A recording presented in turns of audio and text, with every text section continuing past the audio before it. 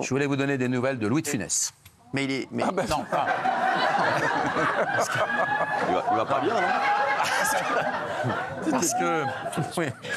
Parce que ça fait aujourd'hui, le 27 janvier, ça fait 42 ans qu'il a dévissé. Ah bah voilà, d'accord. Il a dévissé. Et donc... Quoi il a dévissé. Dévissé, là. Eh oui, il nous a quittés, malheureusement. Et alors, moi je me souviens, je l'ai rencontré en 1979. Ouais, il a partagé une loge avec lui. C'était vous le petit baigneur?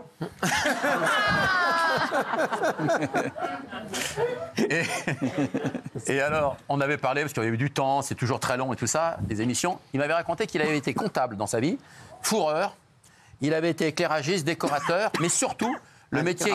Mais alors, écoutez bien, le métier qui l'a plus éclaté, il était assistant au Lido, à l'époque, où les filles dansent seins nus. Et c'est son métier, comme assistant, c'était de passer un glaçon sur les tétons des filles pour les faire pointer.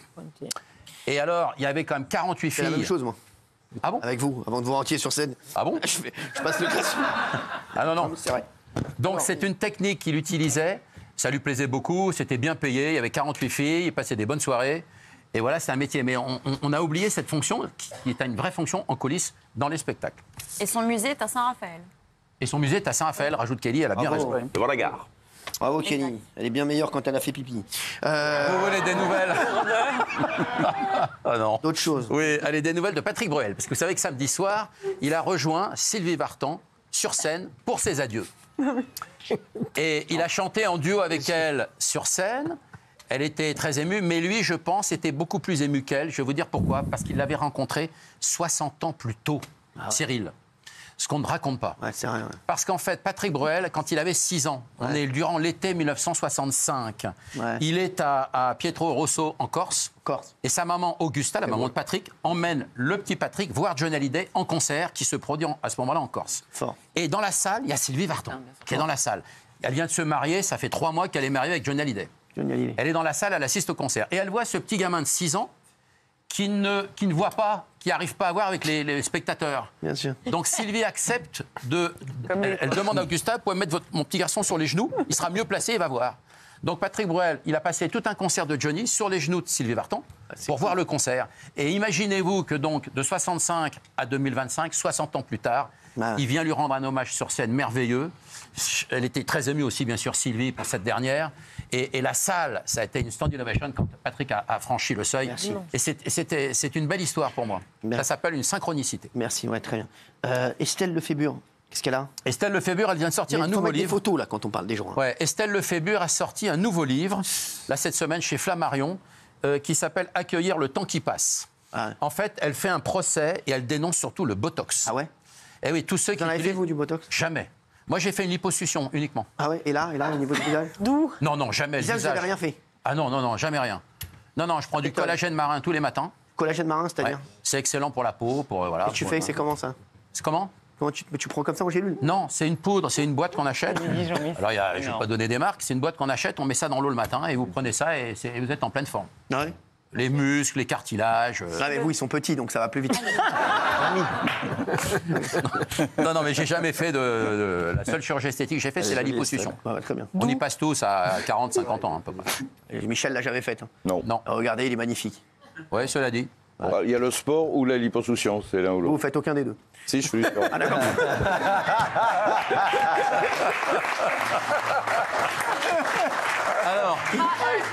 Alors Estelle... Michel, pas Michel. Oh, rigolez, c'est Pas mon ami. Michel. Je connaissais Michel, t'avais pas... T'étais encore dans ton berceau. Hein. Mais pas Michel. C'est bon. Hein. Alors pour les gens qui font trop de Botox, Michel. quelques années plus tard, ça peut provoquer des paralysies faciales, paralysie du larynx, on peut plus avaler, donc on vous pose une sonde gastrique. C'est relou ça, putain. Attention, il y a eu des graves accidents de Botox. Qui a fait du Botox ici? Gilles Verdez? Ouais, du Botox médical pendant des années. Arrête. Parce que... Tout ça. Pardon? Oui, à cause de Yannick. Ah oui, mais oui. Dans le nez. Sophie Coste. Oui, moi j'ai fait le front, Ah ouais, ouais, je le fais. front. Là, par exemple, je peux pas trop relever les Ah ouais, sourcils, vous voyez. C'est vrai. Moi, je le fais. Je ne demanderai pas aux autres. Merci. Pourquoi? Bah, les moi autres non. Les autres non. Non. Non. Pas de Botox?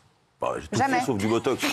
Non mais dans les acteurs français, on a Audrey Fleurot qui en a fait, qui l'a avoué, qui a fait une interview, Kate Moss. Et vous? Non, mais, Non, mais moi, j'ai déjà dit, il n'y a pas de souci. bah, redis-le. Je l'ai hein. encore dit la semaine Faites ça, dernière sur les réseaux. Et bah, regardez, figurez-vous que j'y arrive. En fait, le truc du Botox, Quand c'est tu, que ça quand dure, tu te fais, t'as la bouche ça qui dure s'ouvre. 3-4 mois, après tout part. Donc c'est si vrai. tu le refais pas, c'est comme Vous si tu allez en l'avais refaire, jamais hein fait. Vous allez en refaire Ouais, avec plaisir. Faites C'est attention. le principe de déclencher une paralysie. Ouais, ça, ouais. Bah, c'est pas le but, non? Alors, ce qui est dangereux, ce qui vous guette, c'est l'éléphantasia. Les fantasias, Fantasia, c'est-à-dire que c'est quand... là. Non, il y a un membre qui double ou triple, quadruple de volume, y compris le visage. Ah, c'est ce que vous avez eu, vous. Non, non, non. Si, c'est les fantasis, ça s'appelle les fantasis. Voilà, et ça, ça peut être très grave. Voilà. Donc Autre elle dénonce chose. ça et c'est un très bon livre. D'autres choses. Je peux vous parler. Ah, vous savez, il y a un truc C'était l'anniversaire- formidable. Non, mais c'était l'anniversaire de Michel Sardou. Alors, Michel Sardou, hier, c'était son anniversaire. Ah ouais. 78 ans déjà, Fort. Michel. On l'embrasse. Et alors, le plus beau jour de sa vie, c'est le jour où il a rencontré Johnny Hallyday. Non, Il avait 15 ans. Cyril, il avait 15 ans. Son papa, Fernand Sardou, immense acteur, il tournait avec Johnny Hallyday dans D'où viens-tu Johnny en 1963 en Camargue. Il est allé rejoindre son père sur le tournage du film. Il a tapé à la porte de la loge de la caravane de Johnny. Faites-le, Il- faites-le. Il a fait comme ça. Johnny a dit entrer, il est rentré. Et à partir de là, il lui a proposé une chanson Incroyable, ton histoire. qui s'appelle Le Dernier Métro. Ah ouais. Il a chanté devant Johnny, il avait 15 ans, le jeune Michel Sardou. Hein. Ouais, ah ouais. Et puis Johnny a dit, ouais, elle est pas mal ta chanson, mais bon, tu sais, je suis dans le rock, machin, je fais pas ça, ceci, Ouais. cela, bref. Et en gage, il a enlevé sa chemise, il lui a offert sa chemise du tournage. Oh. Et tenez-vous bien, c'est le porte-bonheur de Michel Sardou depuis le début de sa carrière, parce que pour lui, cette chemise a été un gage d'amitié, en tout cas entre Johnny et lui. Après, ça s'est un peu gâté à la fin en 2015, mais en même temps, bon, c'est comme ça, mais c'est une amitié qui a duré quand même près de 40 Merci. ans. Il y a une ouverture d'un nouveau café tiens, qui va intéresser. Oui, alors c'est le The Voice Café. Premier Voice Voice Café qui s'est ouvert, c'est à Villeneuve d'Ascq, dans la banlieue de Lille. Alors c'est génial, le décor est en référence bien sûr à l'émission, c'est en accord avec l'émission. Vous voyez, il y a tous les logos, il y a les trophées. On vous sert des hamburgers, des burgers en tout cas. Des burgers, ils ont la forme d'un buzzer. On vous offre ce burger. Ah, je l'ai dit comme ça? Vous savez qu'il a été ouvert en juin dernier, non? Oui, bien sûr. Mais vous en par parlez contre, ils ont aujourd'hui fait une sélection entre juin et maintenant, enfin on va dire même depuis le 15 décembre. Ils ont fait une sélection pour la prochaine émission The Voice, une présélection déjà dans la région. D'accord. C'est un peu le but de ces cafés. Il y a 5 salles de karaoké sur 600 mètres carrés. Ah, c'est chaud. Voilà, et c'est plutôt pas mal. C'est Bravo. une bonne idée. Bravo. The Voice Café, c'est le premier qui est à Villeneuve d'Ascq. Merci, bah, c'est très bien. D'autres Sinon, choses oui, samedi, j'étais au Père-Lachaise. Ah merde. Non, Alors non, parce que avait de vous savez, l'ambiance non, vous savez que c'est un sujet incroyable. Non, mais il y a beaucoup de promeneurs. C'est une promenade géniale. Hein. Oui. Ah ouais. Et ça existe depuis le XVIIe siècle hein, quand même. Hein. Et alors en fait, je suis allé voir certaines tombes. Vous savez que certaines tombes célèbres, les gens déposent des objets. Ah ouais. Sur les tombes. Vous allez voir la tombe de Gainsbourg qui est à Montparnasse, par exemple. Les mecs, ils mettent des tickets de métro en référence à sa chanson, Le Poinçonneur des Lilas, ou des petits- ou des paquets de gitanes en rapport avec sa chanson Dieu est un sauveur de Havane. Et donc Alors, et au Père-Lachaise, il y a bien sûr Jim Morrison, on dépose des chewing-gums ou des bouteilles usagées chewing-gum d'alcool. Il y a des gens qui ont déposé quelques chewing-gums. Oui, sur la tombe de Jim Morrison qui est derrière vous.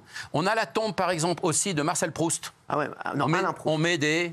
Alain Proust. Non, Marcel Proust. On met des madeleines. Ah, bien sûr. Voilà, c'est un Des porte-bonheur. volants, Alain Proust. Alors, Linda de Souza, par exemple, elle est enterrée à Gisors, elle. Ah ouais.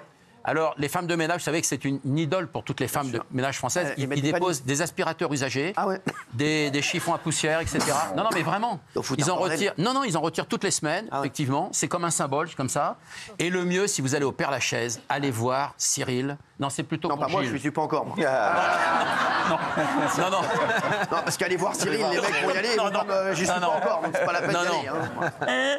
Non, il faut aller voir la tombe de Victor Noir, pour vous. Victor Noir. Ah ouais. Victor bien sûr. Noir. Victor Noir, je sais. Ouais, tu me l'as Voilà, déjà c'est un dit. grand journaliste Bien sûr. qui est mort en Et 1891. Zizi. Voilà. Voilà. Alors, si vous voulez retrouver l'amour, évidemment, alors si vous voulez retrouver une ex, il faut d'abord lui toucher les pieds. Ah ouais, d'accord. Ouais. Voilà. Non, l'ex, c'est le front. Ah, d'accord. Lui toucher le front. Et pour retrouver l'amour absolu, l'amour de votre Faut vie, lui toucher la quéquette. il faut lui toucher les pieds. Non, le jouet, si vous lui touchez le jouet, Oh, arrêtez avec ça, c'est insupportable. Ah oui. il faut simplement, là, c'est pour que si les femmes ont des problèmes pour avoir des enfants, ou les hommes, c'est pour la fertilité. Très bien. Et c'est la tombe, je vous signale, que c'est la plus visitée Ouais. du Père-Lachaise. On n'en parle jamais parce que cet homme n'a pas non plus une notoriété à la, voilà, mais quand même, voilà. C'est une raison pour laquelle le cimetière est fermé la nuit maintenant, parce qu'il y a trop de gens qui viennent Trop de se gens frotter contre qui viennent le se frotter. corps. Ouais. Et alors, David Bowie, dès qu'il venait à Paris, il allait voir Victor Laisse Noir. frotter. Hein. Ouais, Jeanne Moreau, enfin, il y a beaucoup. Amy Winehouse, pareil. Enfin, Amy beaucoup de gens. Winehouse. Amy Winehouse. Amy Winehouse. Mais Winehouse. Ouais. Winehouse. C'est ça. Oui, Elle vous, mettait des chewing-gums. vous l'avez bien dit. Yes. Ouais. Et donc, voilà, et c'est intéressant de voir tout ça. Donc pour ceux, si vous cherchez l'amour- Emmanuel Petit, champion de. du Oui, monde alors il a 98. une nouvelle fiancée. J'aime bien Emmanuel. Ouais. Oui, il est merveilleux. Et, alors lui, en fait, ce n'est plus un cœur à prendre. Ah ouais.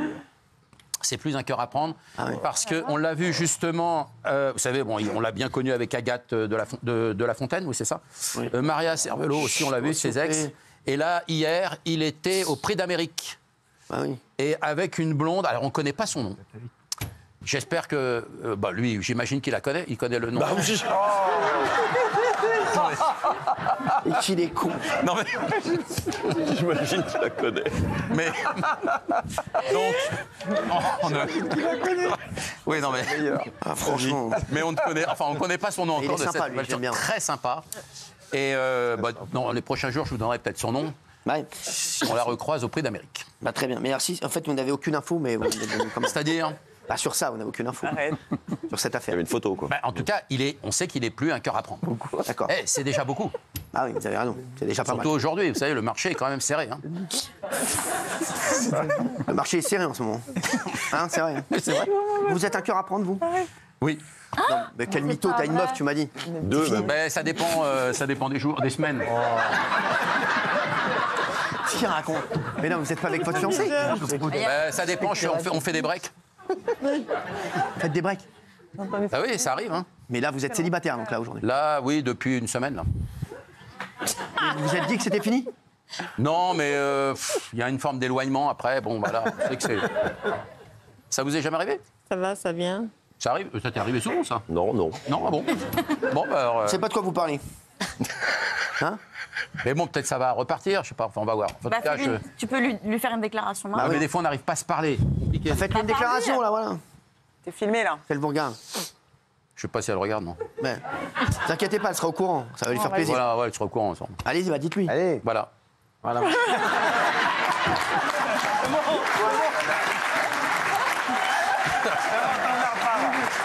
C'est magnifique. C'est magnifique. Voilà.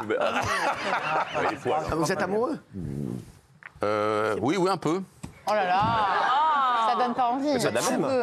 Mais il est fou, ce mec. Un peu. Il est fou, ce mec. Elle va il jamais souffre, revenir, alors. un peu. Ah ouais? Il souffre. Bah non. Bon, alors, beaucoup. Bon, allez.